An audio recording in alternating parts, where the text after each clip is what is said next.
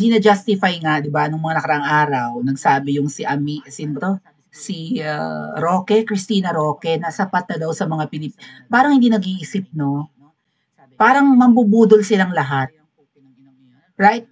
Parang yung mga appointees ni Wee, katulad rin niyang mambubudol. Parang lahat sila guilty of, right?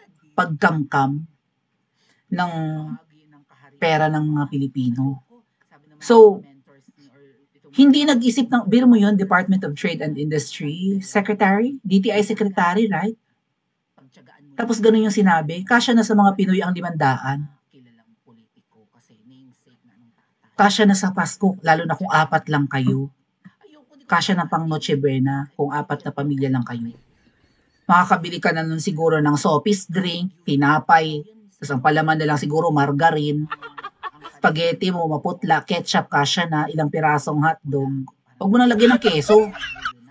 Oh, ang spaghetti sauce mo, ketchup na lang. Gano'n din naman ang lasa. Huwag kang gumamit ng ng LPG, huwag kang gumamit ng electric stove.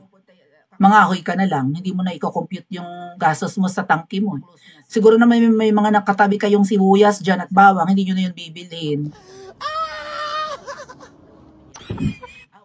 So sinabi ni Cristina Roque ng DTI, 'di ba? Parang hindi pinag-isipan or nambubudol lang. Parang mahirap ba, parang nangyayari, alam nila na hirap ang mga Pilipino.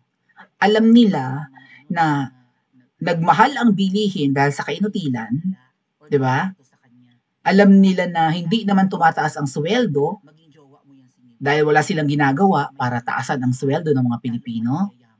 Hindi binababa ang gastusin, kuryente, pamasahe, tubig, kung anik-anik pang utilities, internet, what have we.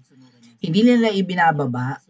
So, gipit na gipit ang mga Pilipino or hikahos. Ngayon, para pakalmahin siguro ang Pilipino, sinabi na, kasya na yung 500, budget na lang, uminit ang ulo ng mga Pilipino. 500?